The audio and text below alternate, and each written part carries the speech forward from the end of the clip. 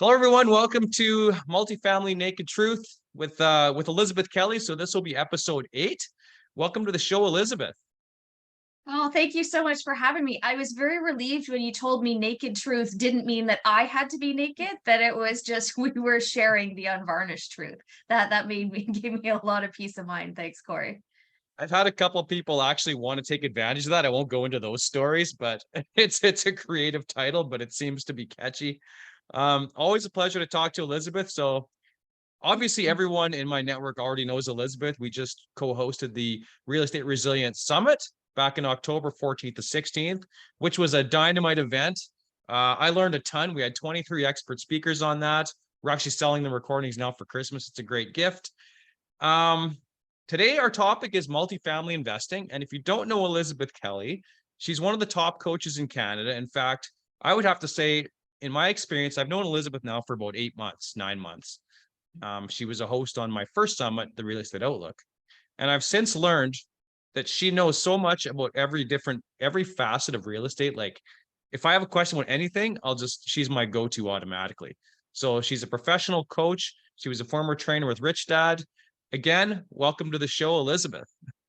Thank That you was a so much, mouthful. Cory, and thank you very much for inviting me to be here, and also for inviting me to host the summit with you. It was truly a fantastic experience getting to know you better, but just the experience of putting together a summit and really connecting with investors and asking what information did people need as the market changed and as it pivoted.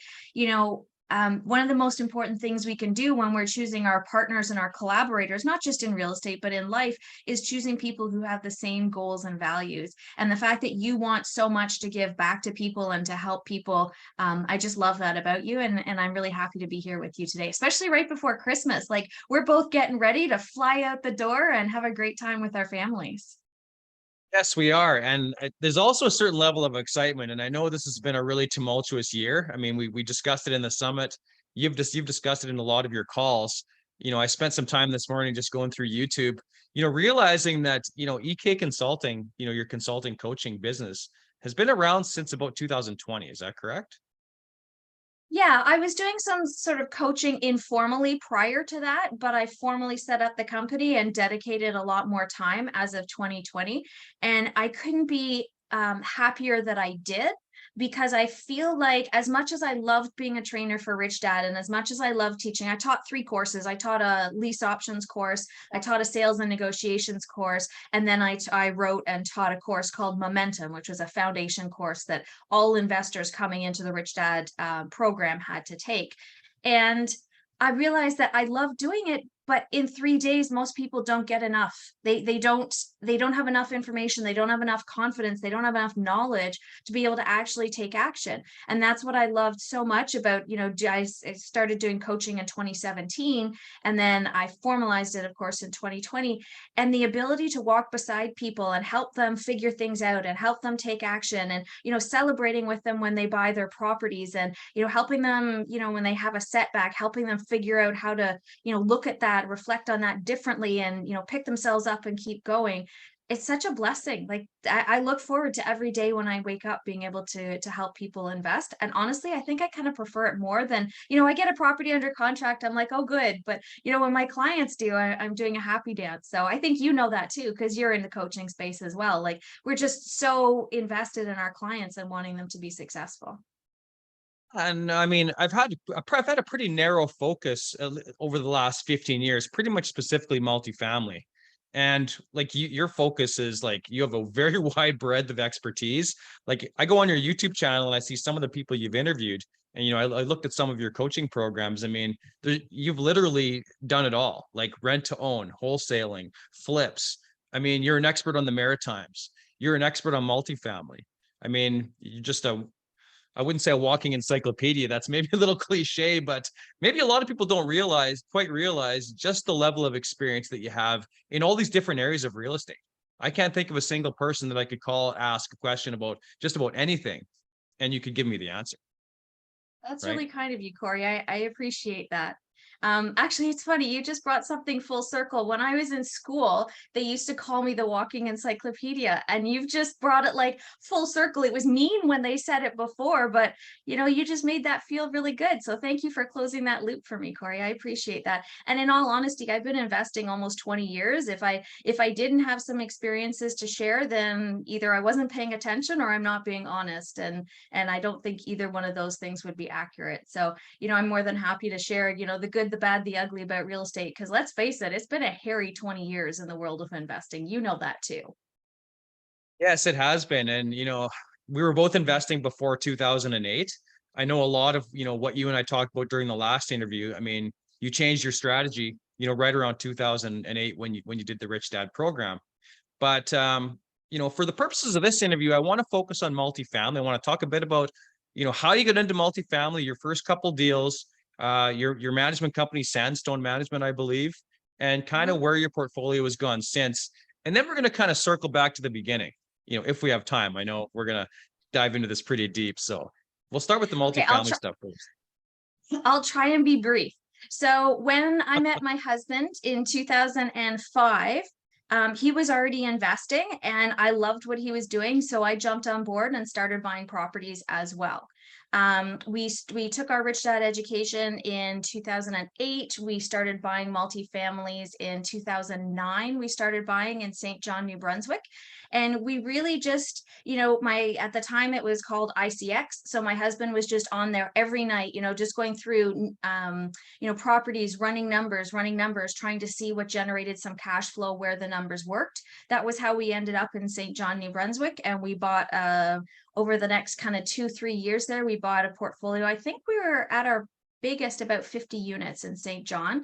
And then I kind of said to him, like, I want to have some diversity. I don't want to put all our eggs in one basket. I don't want to take over one city. So I said, we need to find somebody else. And at the time he was focusing on multifamily and I was doing rent to owns, which are my passion. I just love being able to help people get into home ownership because I know it's not easy for everyone. So then he found Kirkland Lake and started buying up there. And we had this whole plan that, what we did in New Brunswick, where we found a great property manager, we go down there a couple of times a year, check on everything, manage the property manager, everything was great. We thought we'd do the same thing in Kirkland Lake. And unfortunately, we weren't able to find a property manager that really fit with how we wanted our tenants, the relationship we wanted to have with our tenants, how we wanted our buildings run, all those kinds of things. So we ended up opening our own management company initially just to manage our buildings. And then other investors came to us and said, we can't find someone who fits with us either. So we really, over the last 10, 12 years, built this brand for Sandstone where it's, we will manage your properties like a Toronto property manager, but we're in Kirkland Lake. So we had the sophisticated software and the online communication with everyone, and we really built that piece up. And then about a year and a half ago, we kind of looked at each other and we had just come off an all-nighter dealing with a fire at one of the properties. And we were exhausted looking at each other and we said, this wasn't what we envisioned. And this is why it resonates so much with me. Some people might have heard me say, the life we're living now is the product of the decisions we made in the past. So when you're making your decisions right now, make sure they're creating the future that you want to live. So we looked at each other, we said, yeah, you know what, we really did this because we wanted to create time, and we've both left our jobs, but we both created new jobs for ourselves. And they weren't necessarily jobs that we loved. I mean, certainly I love my coaching. I love what I do, but property management, it's a tough slog. Like you got to be a special kind of person to do property management day in and day out. So then we made the decision to start, pruning through our portfolio and liquidating some of the properties. And now we are focusing more heavily on private lending for the next little bit while we look at opportunities and deals that are coming up, which I believe there's going to be a landslide of them in 2023. There was a lot to unpack in what you just said. I'm gonna start at the beginning. Now, Okay. I've pondered this idea of starting a property management company. People have came to me and said, hey, Cory, what do you think of this? I want to start a management company. And, when I started in real estate investing, I had no idea what was involved in management. I would micromanage my property manager. Now I am full circle. I'm hands off. I let them do their thing. They report to me once a month. That's great. So first question I have out of the gate is, I remember ICX. I used to religiously search ICX too. I was an ICX nerd. It's now realtor.ca/commercial is kind of what it's Yeah. morphed into. But it was basically the MLS system for multifamily, which at the time when I was new was really the only source to find properties that I knew of. This was before I knew that you had to make relationships with brokers and get out there and network, and make yourself known that you're Yeah. a buyer. So obviously, I've heard this a lot. People have said that I want to go to a less expensive market like St. John's. So you're talking about, or sorry, not St. John's, St. John, New Brunswick. I'm assuming that's where it was. Now, at the Yes. time, I'm also assuming you were living in Ontario. Is that correct? That's correct. Yeah. Now, I know, at least for me and a lot of my students, a big issue, challenge was niche, right? So when you decide on a niche like that, it's not just like, okay, I'm going to go in St. John's. I'm just going to, go in the phone book and pick a property manager. Here's my property, and you walk away, done. Yeah. That process is often very challenging for the first 6 months to a year. Did you get lucky with that property manager, or did you really vet them out? And how did the first year go after you bought your first property? Was it a smooth transition, or was it bumpy? We had a couple of different property managers in New Brunswick, and it was a bit of a, like, we learned a lot. It was definitely a bit of a bumpy thing. We had one property manager where I'm not sure if it was him or his staff who were stealing rents, but some of our rents went missing for a while there until we fired them. We had another property manager who we were sort of, loosely paying attention, probably not with the degree that we should have been. And I looked at a bill one time, like, a new toilet in this apartment. I'm like, didn't we just do that? And we went back and we started comparing, and we realized they're putting the same repairs through. And this is one of the things I think a lot of people don't realize, is that property management, the margins are very thin. Like, we're talking 10 to 15% profit. So very few people are going to retire from, starting a property management company. It can supplement your income, and it will help to supplement, the repair bills for your units, but you're not making $1 million. You're not retiring overnight with a management company. So what can happen is, if you don't have someone with the right integrity, someone with the right honesty, someone with the right knowledge and expertise, then you could be paying for the same repairs again, or you could be paying for low quality repairs. For our property management company, all electrical work is done by a licensed electrician. But a lot of people say, well, I don't want to pay electrician prices, I want to pay handyman prices. Well, sometimes you get what you pay for, and when you pay for peanuts, you get monkeys. So you've got to be very careful who you're hiring to do things when they're managing your asset. The challenge is, an unethical or a disorganized or an incompetent property manager will eat up all of your cash flow in no time at all. And then your building isn't making money. And when we're looking at properties right now, the margins are so thin. I haven't seen a deal that generated $100 per door in cash flow in months. So And you mentioned that actually during the last interview, that you're looking for at least 100 a door in cash flow. Now, is that positive cash flow per unit per month? yeah, that was our expectation, and that's what we were buying for when we started. I just haven't seen anything like that, because the prices in Canada have gotten so high. You see stuff like that in America now, but you don't see So it in just to put it Canada. into context, so if you had a 20 unit building, you would be expecting basically $2,000 net at the end of every month. That's after the property manager gave you the remittance and after you made your mortgage payment and all other expenses. Correct. Yeah. Okay. No, that's fabulous. And that's actually one I'm going to go off of now too.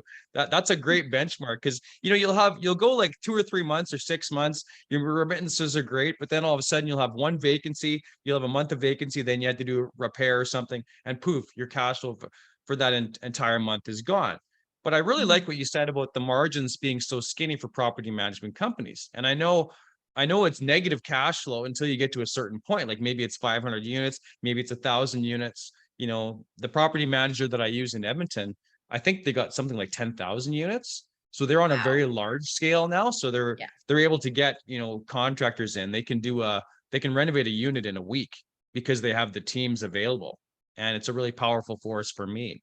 But I imagine it was very rocky to get to that point, right? I guess as you found out when you started your own company.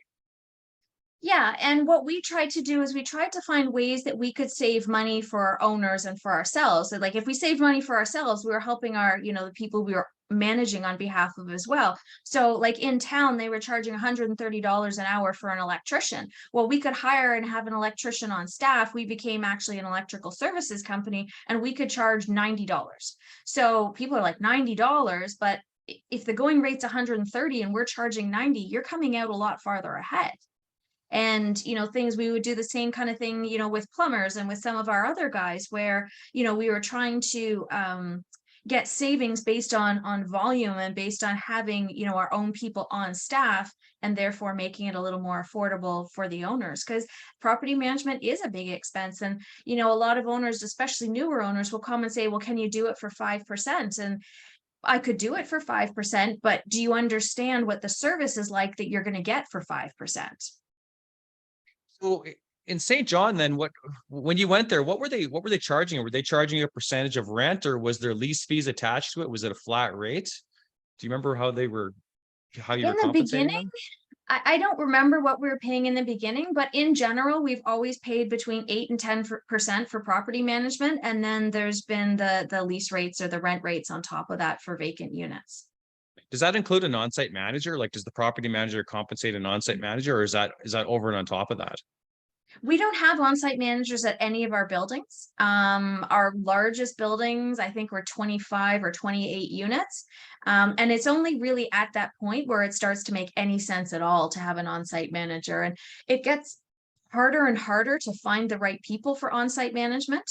I find sometimes it can be very counterproductive because things get cliquey, they can play favorites, there's not really somebody overseeing them. So in my experience, I would rather have a property manager and I pay for a service, as opposed to having people on site and some of the challenges and the politics and all that kind of stuff that can kind of go along. I'd rather have someone where I can really lean on them and say, I'm paying you for this, like what's going on here, answer these questions. I like that professional relationship, whereas on-site managers, a lot of times it feels like after a while, sometimes people I find feel like they're doing you a favor and they stop. They're kind of sort of going away. recognizing. I found that too with the managers that I use too, like the ones in Saskatoon, they don't use them at all, for example. Yeah. But my one in Edmonton, they still do, but they'll often have they own a cluster of, they manage a cluster of buildings in one area. So they might have one on-site person that's like answering phones and doing showings for 4 different buildings. So it's cost effective for everyone, right? But Yeah, management companies are different for sure. yeah, and that definitely makes sense. But I find also people don't have the skill sets that they used to. Like, it's less likely you're going to find a couple where, she wants to do the showings and he wants to do all the maintenance and tinkering. Like that doesn't, people are either working until they're well into their retirement, or they're so done working, they're not interested in doing that either. It gets like I remember we advertised for an on-site manager, I don't know, about 12 years ago. And then we advertised again a few years ago. And the difference in the type of applications and the volume of applications was really substantial. Oh, that's crazy. So take me back to, so what happens then if there's no on-site manager? Let's say you're Sandstone. Let's just jump to Kirkland Lake for a second. On a building you're managing, I'm assuming there's some kind of a sign there for rent sign. Is there a phone number that somebody can text? So who's actually receiving that text and who's actually doing the showing? And how quickly can they accommodate that request? Is that something they have to make an appointment for? Because there's not somebody physically at that building at all times. Like, what does that look like? Yeah. It depends on whether the unit's vacant or not. If the unit's vacant, then, if our leasing specialist, if their schedule lines up with the prospect who wants to see it, then we can accommodate them, usually within 30 minutes or so. We use a pretty sophisticated software called Buildium. So the nice thing about that is instead of having like someone's personal cell phone and, they only get in touch with one person, whether they message us through Facebook or Instagram, or whether they come in through the Buildium software itself, itself, then everybody in the office can see that. So whoever's free jumps on it, responds to it, and that's how we're able to connect with people most efficiently. But the great thing from an owner perspective with Buildium is all of our owners can log in and they can see the state of their buildings. They might be on the other side of the world with a 12-hour time difference and not able to call us, and they can still log in and say, what are the work orders that have been generated for my building this month? What are the bills that have come in? Who's paid rent? Where am I at? And then they can download all that information and take it to their accountant at the end of the year. And it's really easy for everybody. It streamlines that communication process. And that was definitely the biggest difference I've found from when I started investing 18 years ago to investing now is how much technology has improved the timelines and the level of communication between everybody involved. I mean, when I started investing, I was still, the realtor was coming over and I was initialing everything on paper and we were faxing offers back and forth. And by the second, go around, nothing was legible anymore. And we had to do a brand new one in order to get to submit it for financing because everything was such a mess. So technology is definitely something that has helped the world of real estate tremendously over the last, 10, 15, 20 years. And it sure has. And like thankfully for me, I haven't seen a lot of that because I have managers managing. But I mean, the way things are now, like I used to get checks, sent in the mail, now everything is fully automated. Now I understand that you and Emmett have owned, or maybe you do own, like it was up to 400 multifamily units in your portfolio. So I'm not sure if you've sold some off. Do you still own the buildings in New Brunswick, or have you since sold those? We've sold most of them. I think there's still a couple. And then in Kirkland Lake, we still have a few up there as well. We really just wanted the opportunity to be able to have some time back and to be able to go in a different direction. Emmett's an engineer. He's run our construction division for years and years. He knows so much about building and everything. And we really wanted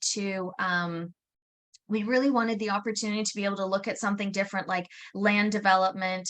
I have a particular interest. I want to find, an existing structure like an office building or like a church or something like that. And I want to go through the process of converting it into residential units.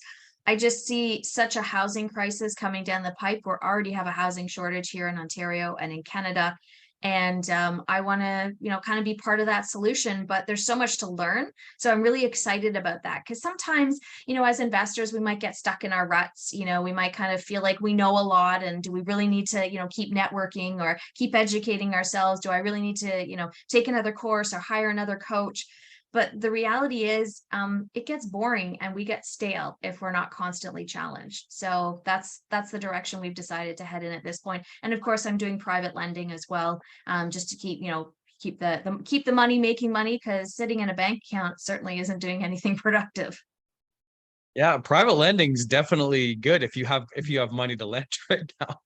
So I want to just go back to so the future of Sandstone and multifamily. It sounds like you're going to hang on to some of these multifamily assets, but maybe you're getting out of the property management business. Is that kind of what you're saying? Are you looking to sell the company, or are you just looking to switch things up? We scaled up, and I think we'll probably just scale down. It's not. I mean, there's not a lot of people out there with a burning vision to do property management, let alone, the sort of the type of ethics and integrity that would be really important to me. Like if something has my name on it, I want to know it's the best of the best. So I'm perfectly happy with, sort of scaling down in terms of, meeting our current needs. And then if they change in the future, we can move up or down as needed. But I think that property managers as a whole kind of get a little bit of the short end of the stick. And, I've been on both sides, so I can see it. But I think there's a lot of expectations about what property managers could and should do. And there's maybe not as much understanding about how tough a job it is and how grueling it is. We've had fires in our buildings, and most people have no idea that after a fire, you have to do a fire watch, which means that every hour for the next 24 hours, somebody has to be walking through that building and making sure that the fire does not reignite. And people are like, well, why is the bill for your services so expensive? Because somebody walked through your building every hour for 24 hours. And you go, well, reignite, how often does that happen? Well, we had one where it happened and the fire reignited, and we had to call the fire department back again to come and put out the second fire because the electrical behind the walls was smoldering, but you couldn't see it and it reignited. So it's be nice to your property managers because they take a lot of abuse. And I often joke with my staff and I'm like, listen, if we're doing our job properly, nobody likes us. The owners think we're spending too much of their money and the tenants think we're not spending enough of their money, and nobody's happy. So just be prepared that that's a bit what it's like to be a property manager. Now, undoubtedly, we have some great days where, you know, we help people find homes and, you know, we make a difference in people's lives. And then we have some other ones where, you know, we have definitely, you know, we've seen people at their best and we've seen them at their worst, and we've stood beside them through both of those. So basically what you're saying is if I buy 100 plex in Kirkland Lake and call you to manage it, you're probably not going to say yes. I'm saying don't be a jerk to me. That's all I'm saying. Fair enough. So I'd like to ask then, this is a question that comes up a lot. So as a multifamily owner, you're going to hire a property manager. I mean, I could go all day on this topic alone, but what are like the top, maybe 2 questions that you want to ask them before you consider hiring a management company as an investor? As an investor, I always want to know what their rental screening process is like. I know one of the things, you know, one of the concerns a lot of owners have, especially when they talk to a property manager and they realize that they manage their own units and they manage for other people, you want to first of all make sure that, you know, the owner's units aren't being shown preferentially over the other people's, over everyone else's units. But I really want to know, you know, that's our number one biggest risk as investors is who is in my unit and what are they like? Are they going to do damages? Are they going to be disrespectful? Are they going to cause issues with their neighbors and make my good tenants leave? So that screening process, that is the only time where we have a tremendous amount of control over what's going to go on in our unit. Once a tenant moves in, especially in provinces like Ontario and BC, we have little to no control over what happens, and we're waiting months, if not years, to get bad tenants out. So that screening process is super important to me. I want to know, you know, are they doing credit checks? Have they looked into, you know, some of the programs where it tracks judgments against tenants? You know, some of the screening tools will even do criminal checks. I mean, if I can have people that I know don't have a criminal record in a building where I have a bunch of, you know, seniors and children, I'm going to try and do that. You know, although take advantage of all those tools that are available. I want my property manager to do that to make sure I'm getting the best caliber of tenants. The other thing I'm always curious about is like, how do you decide who gets what unit? Like I always try and figure out, you know, are these people going to be compatible? You know, am I putting someone, you know, a young mom with 3 kids or a mom with 3 young kids? Am I putting her above someone who works night shift? Like I'm setting that relationship up to be contentious. So I try and make sure that I'm matching people correctly. You know, I'm not putting, you know, a people with dogs into a building with someone who I know has very clear allergies and just not respecting, you know, people's needs. So that's definitely a second question I would ask. Another question I think that's really important is understanding how the billing works. So, you know, how much do you charge when you say it's, you know, 10%? Is it gross collected rents? Is it projected rents? You know, what is the actual amount that people are charging for property management and what's included in those services? You know, do you fill all the vacancies? Do you do drive-by inspections? Do you respond to emergency calls? Like really understanding for what you're paying, what are you getting, and making sure you're comparing apples to apples. I mean, that's, you just unpacked so much there. That's management 101 in a nutshell. And I just, your first sentence, I was almost just shell shocked by what you said because of my own recent experience. I mean, I had a building that I bought in 2017. I inherited a tenant, and this guy, it took us almost a year to get him out. And this was in Saskatchewan, a very landlord friendly province. I understand in Ontario, you have like a 10-month backlog for non-payment of rent. If someone just decides not to pay their rent, it could take about a year to get them out. Okay. So in my example, we had a guy that was basically, well, he had security cameras everywhere. I think we're not sure if he was a drug dealer. He had some kind of mental health issues, but he was threatening everybody in the building, threatening the property manager. We were finally able to evict him. And then on the way out, he basically totally trashed the suite. He smashed all the electrical plugs. He disconnected the plumbing under the sink, turned on the water, and walked out of the building. Well, there's probably something like $30,000 in damages. And guess who has to cough up that? I mean, the guy's gone. Am I going to sue this guy and recover any of that?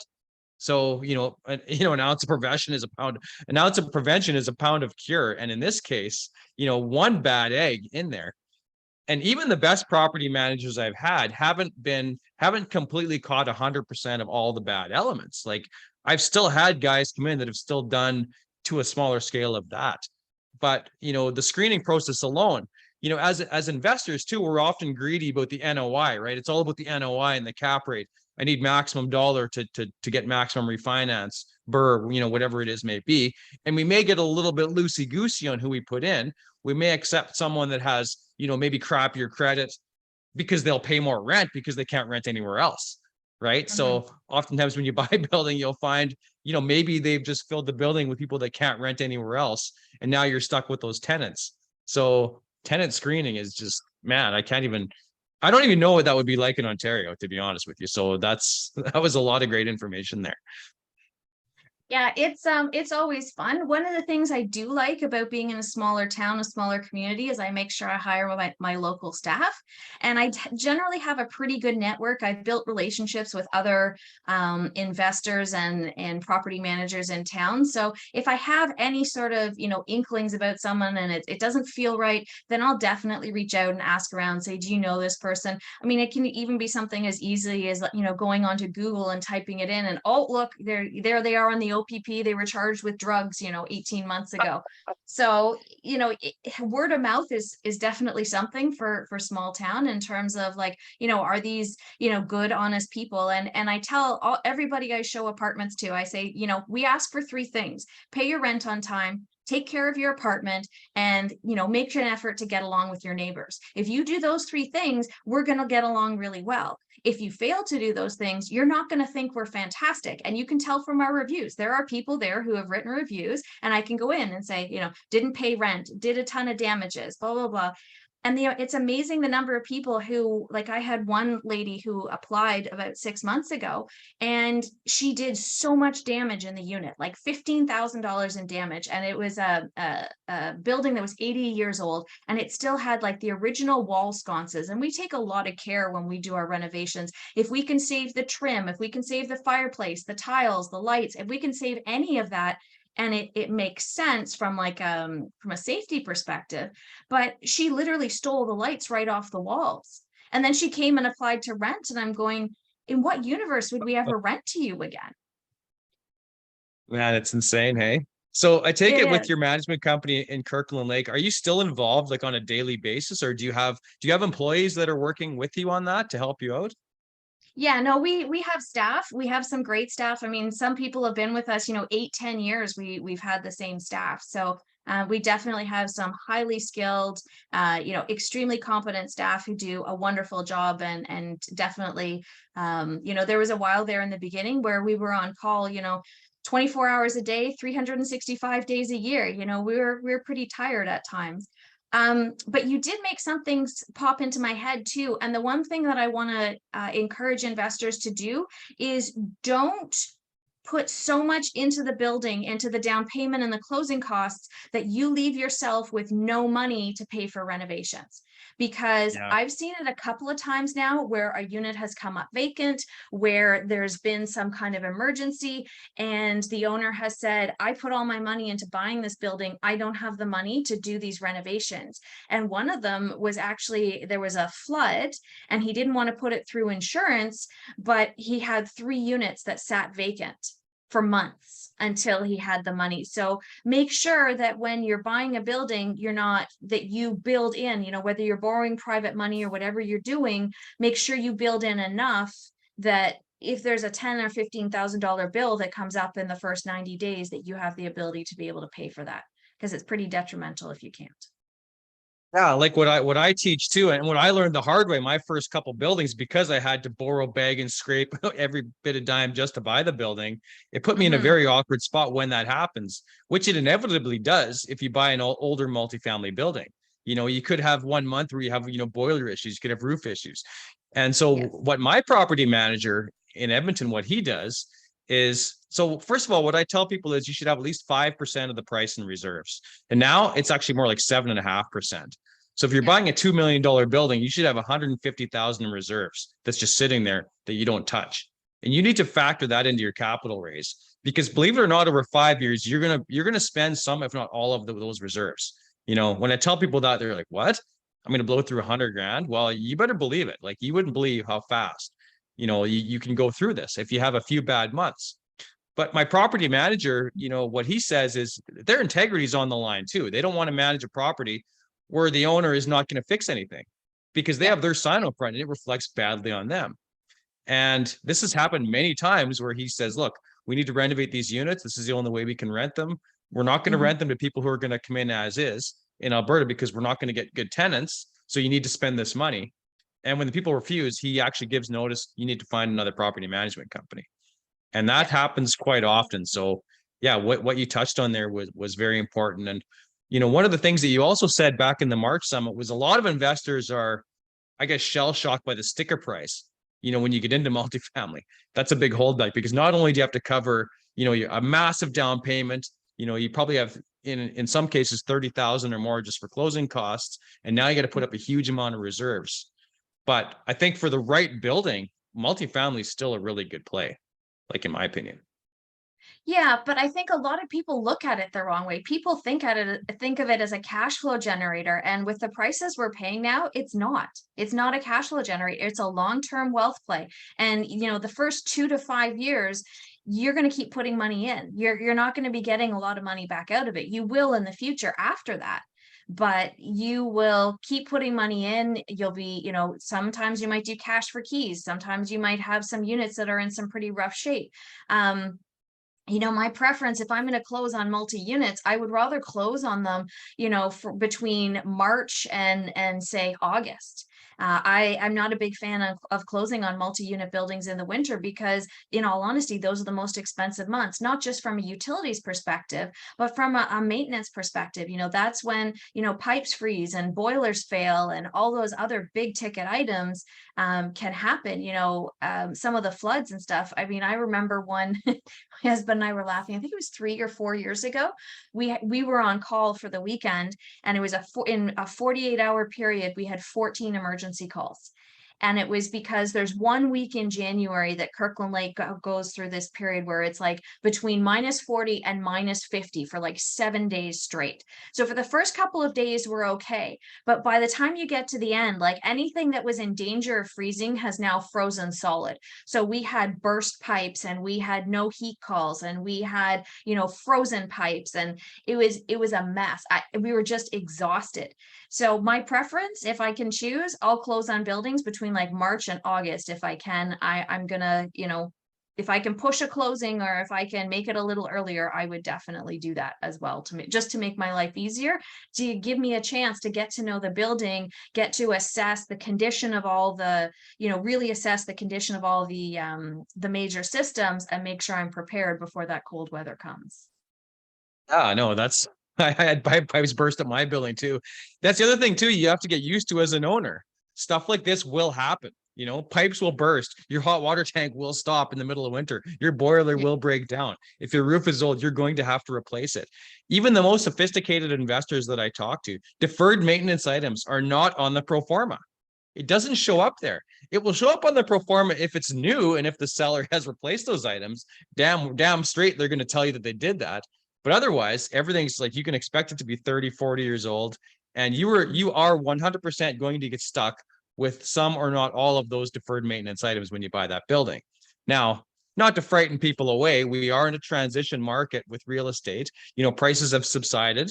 You know, I think especially in Ontario and British Columbia, you know, we're a little bit more resilient on the prairies, but we didn't have the massive shoot up during COVID either. So for multifamily right now, Elizabeth, you know, some markets, I've talked to Tom, I've talked to other people. I know in the GTA, it's still really expensive. What are some markets that you would consider buying a multifamily right now? And what would be the expected price point, or what would you buy in at? Any idea? Well, I'm not really looking at Yeah. multifamily right now per se.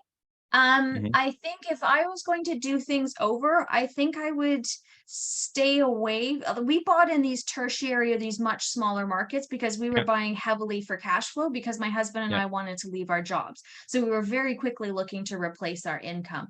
From the position that I'm in right now, where I have capital, I think I would look more at secondary markets. So I really like Guelph, Kitchener-Waterloo, Cambridge, some of those more kind of secondary markets. They've got a really good employment base to them.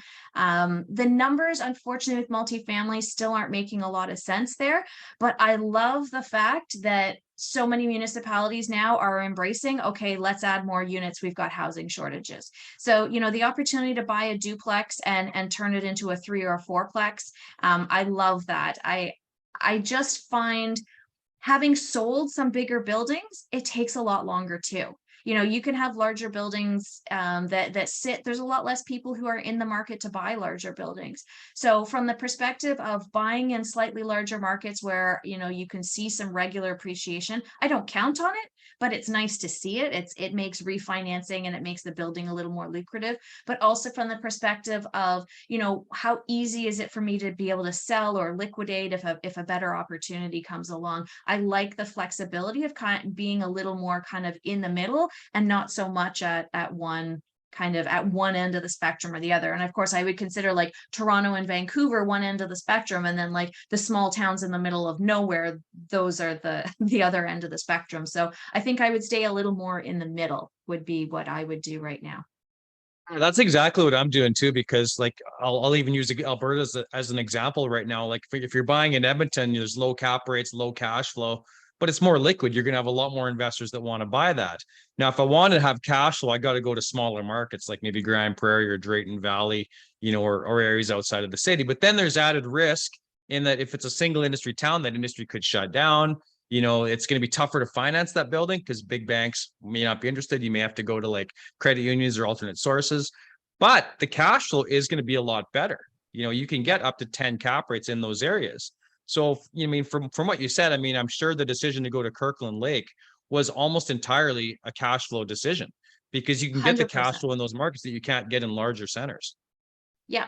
And the thing I think that's important to remember is when we did our initial numbers, I think a lot of people forget to go back, 6 months later, 12 months later. How are your initial numbers standing up? Were they right? Were they wrong? Are you spot on? One of the things I think that people do is they get so fixated on buying a building. Some of the buildings we have in Kirkland Lake, they're 100 years old. Like the maintenance and the repairs on that are dramatically different than they are. Like I was looking in Calgary with one of my clients earlier this week, and I'm like, wow, I'm like, this building's only 40 years old. And she goes, yeah, most stuff is like that. I'm like, you're not looking at stuff that's 80 or 100. She goes, oh no, there isn't really a lot of stuff like that out here. I was like, wow, like it just makes such a difference to buy stuff that's newer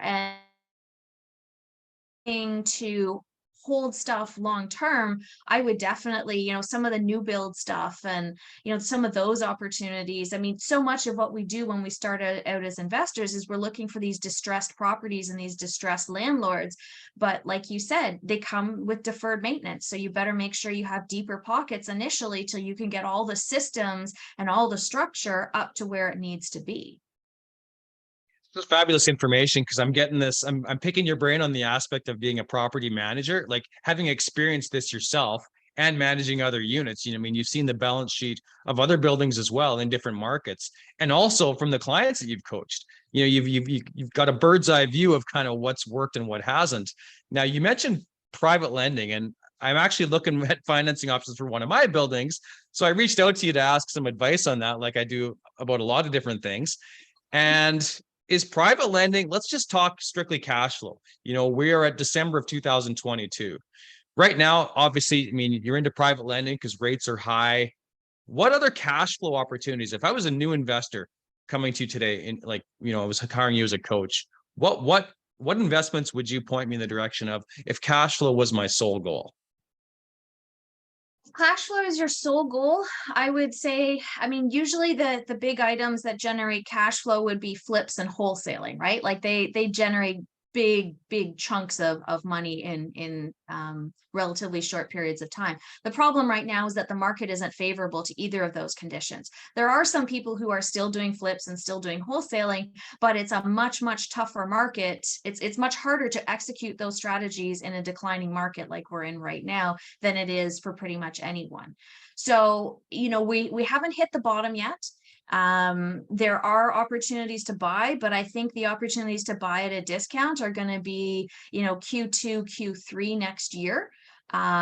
Because I think people are, as the rates have continued to climb, and it looks like the interest rates are going to climb still a little bit more, there's definitely people who are in distress. You know, the average mortgage default rate in Canada is under 1%. And from what I'm hearing right now, the numbers are around 4%. So there's all these people who have properties who are in default, and, you know, quite honestly, the banks don't want to own them.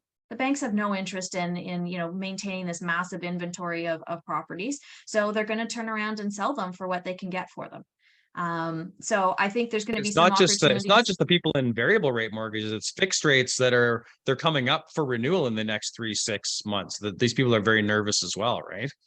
Oh, absolutely. I just, I was analyzing a multifamily building with an investor earlier this week, and we looked at the numbers, and it was an assumable mortgage because, of course, the owner didn't want to pay to break the fixed rate mortgage. Well, the fixed rate mortgage was like 2.19% or something insane. So for 2 years, the building was beautiful. But if you did, you know, at the end of the mortgage, the refinance rate at 5.5% or 6%, like all of a sudden the building's negatively cash flowing $1,000 a month, and all that's changed is the interest rate. So even if the building made sense on closing with the lower interest rates, it doesn't make sense on refinance. So I'm actually in that exact same position right now myself. I mean, I'm in the middle of a contract with a building, deciding how to finance it.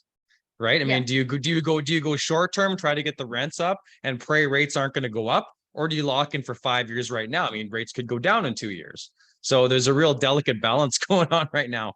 But I like what you're saying about, you know, fixes and flips. I mean, obviously I'm in Kelowna. I wouldn't dream of flipping a property here right now. I mean, we're in the dead of winter. Prices have been going consecutively down for months. We're back to already last year's prices, I think even lower. And I agree with you. I think it's just going to go well into 2023, maybe even 2024. I mean, who really knows, right? But Yeah. for cash And flow investments, it's tough. well, and you know, in the last couple of years, I would have said, well, short-term rentals are the way to go. People are generating a ton. Well, they're not anymore. People are struggling. You know, when people's disposable income leaves, when people, you know, become concerned about job security and those kinds of things, when people are struggling to, you know, pay for utilities and those kinds of things, they're not taking vacations, and they're not spending, you know, $500 a night to rent a cottage. So those short-term rental strategies have become problematic as well. So a lot of those people are pivoting to midterm rentals, or, you know, unfurnishing the apartments and doing long-term rentals with them. And this is part of the reason why it's so important that when you buy a property, any property, you make sure that you have multiple strategies to make money and multiple exits. Because if the market changes and one thing isn't working, you need to be able to cover your expenses in a multitude of different ways. So really right now, I mean, even if I was looking at buying multifamily, I don't think the prices have come low enough yet. And buying properties, I mean, I think there are deals out there now for sure. You're still hunting for them though. They're not just sitting there on the, you know, at the tree at the end of your driveway waiting for you to just pick off this nice shiny apple of a deal, right? You still have to get out there and network and find them and put the deal together. I think it will be easier to find good deals early next year. So honestly, my recommendations right now would be focus on educating yourself. You know, if land development is the direction you want to go in, then, you know, this is the time to, you know, take courses, find a coach. If you want to go into multifamilies, take courses, find a coach like you know, this is the time to educate ourselves, to make sure that we're positioned, you know, talk to our mortgage broker, make sure we have access to cash and capital, make sure we know what we can qualify for, make sure we know what our financing rates are so that when we're running numbers, they're accurate. This time right now, this is when people are preparing. This is when we're training for the Olympics, and we need to be ready to go for when those opportunities start to happen. I love that. I love that. Training for the Olympics. Man, oh man, Yeah. that's going to be the perfect soundbite for this one. Elizabeth, I have to say thanks for the coaching plug. You took the words right out of my mouth with coaching. Like, now would be the perfect time to be patient invest in what's out there and to take some training courses. I mean, most people that are the successful people that know have done that. So you're a professional coach, you know, you're obviously incredibly experienced investor in a lot of these different facets. You're also incredibly modest. So I want to ask you about your coaching, maybe kind of how you got into that, and or more importantly, like what services do you offer people today? Like if they call you up, like what can they expect? You're always so kind, Cory. I love chatting with you. So I think I talked at the beginning about why I love coaching, but what I did with my coaching program is I sort of consider myself, it's like a boutique firm. So it's not a one size all, it's not a cookie cutter approach. It's not week one, we do this, and week two, we do this. I spend a lot of times really getting to know and understand my clients. So in the beginning, we talk about where are you right now? What are your financing options? How much time do you have available? What's your risk tolerance? So we develop a really good understanding there. Step two is to figure out where people want to be in the future. What are your goals? What are your aspirations? What do you want to do with your money? What do you want to do with your time?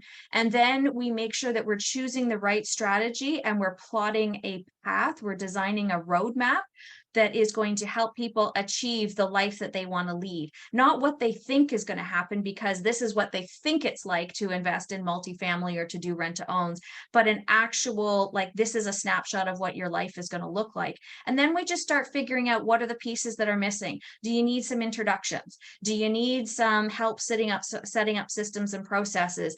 Are there some gaps in your knowledge that we can help fill in? And we just start literally plugging things in. We start filling in the gaps and helping people move forward.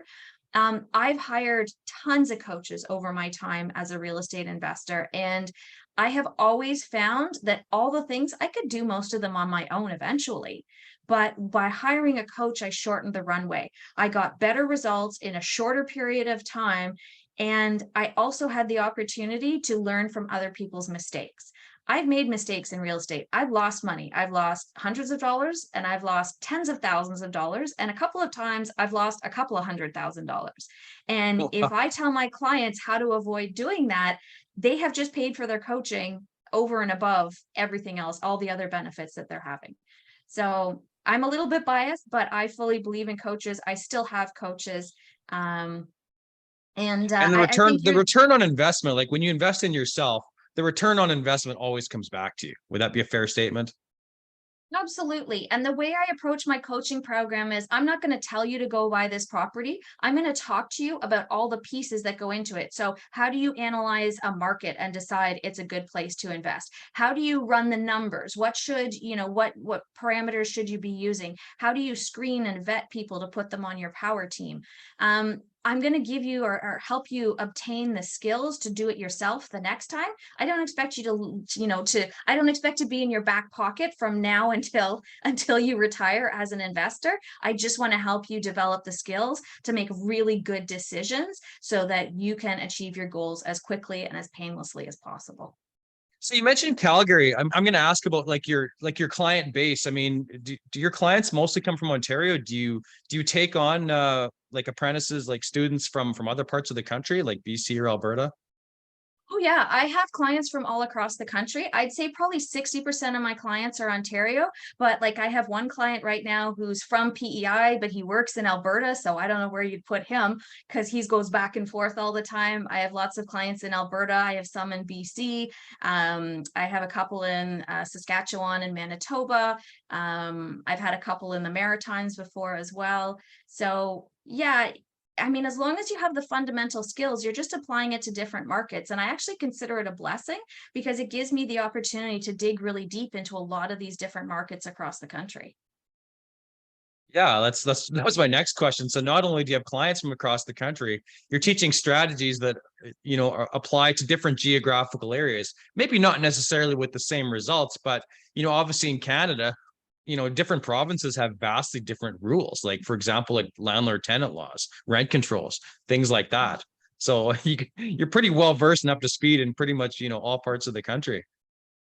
Yeah, and that's one of the things I encourage my clients to look at. When they're deciding on a market, the very first thing I tell people is take a look at the Residential Tenancy Act.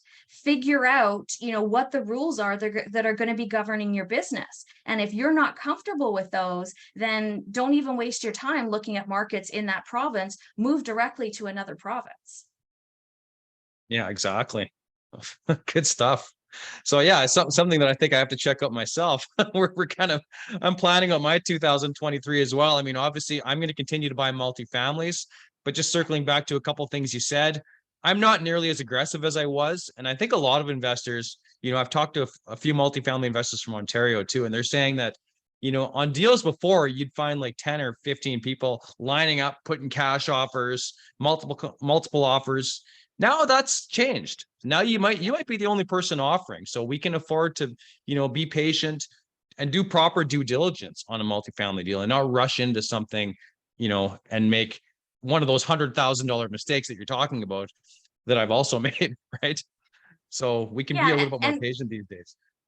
I don't know if you're seeing this too, but I feel like people, they start the due diligence process and they spend a few $1,000s. They get the phase 1 environmental done and they see some suspect stuff, but they go, well, I've already spent a little bit of money, so I don't want to lose that money. It's like, no, walk away from $5,000, because if it's going to cost you 50, it's not worth it. So don't be afraid to spend that money to figure out whether you actually want to, take on this building and all the challenges that could come with it. Don't be afraid to walk away from a few $1,000s. Oh yeah, on a multi, it can literally, they're fatal. Mistakes are fatal. I mean, if you miss one thing on close, once you close, it's too late to realize that you didn't do a proper phase 1. You've overpaid. You're negative cash flow. You didn't have someone who could manage it. The list goes on and on and on, right? I mean, even the best buildings that I saw on paper didn't turn out anything like that once I closed on them in that first, getting past that first 6 months, right? And as you know, from the management side as well. So some very good points that we covered in this hour, Elizabeth. Yeah, and the thing you have to keep in mind too is be conservative. Like we have a building that we own that when we bought it 10, 12 years ago, it passed phase 1 environmental, no problem. Well, now that we wanted to sell it, the bank was like, no, the gas station is too close. And we're like, the gas station is exactly where the gas station was. It's, 3/4 of a kilometer away down the street. Why is it suddenly too close? Well, it's because the lenders have changed their rules. So now what was fine before is no longer fine anymore. So we have to be prepared that, the somebody's going to move your cheese and the goalposts will change too, right? Moving the cheese. I think you said that on one of my calls, and that was a phrase that always stuck with me too. And yes, I mean, with multifamily, it's just something I'm used to now. The rules change on a daily basis now. I don't know. We didn't really get time during this hour to talk about, rent to own or wholesaling or some of these other areas that you also have expertise in. But I imagine it's industry wide. But with multifamily, the examples are glaring, at least in my experience, and they happen often. Right. Yeah, and I think it's because with multifamily, you generally hold on to the buildings for so long that the difference is, when you bought and when you're thinking about selling, or when you bought and you want to refinance, those differences become glaringly obvious because a period of time has passed and it's not the same as it was before. I mean, even just looking at, I think I told you I was talking to somebody the other day, and his lender offered him 30% loan to value for closing. I'm like, that used to be the down payment. Now it's the only financing you're being offered. Like, what has happened to this world? And yet here we are. Oh, big financing crisis. Everybody needs somewhere to live. Like, how do you balance those two needs? Right. I don't know. This is a great interview. We almost have more questions than answers, but this is the way it goes. I really want to appreciate your time, Elizabeth. This was a fabulous interview. I always learn more every time I talk to you, especially the inside track of the management piece. So I really want to thank you for that insight. And that's really going to be especially valuable to my audience on this call. Well, thank you so much for having me. It's always such a pleasure to connect with you, and we always have so much fun together, Cory. I know your clients have just as much fun with you as well. That's the note. We'll talk to you soon, Elizabeth. Thank you. Thanks, Cory. Take care.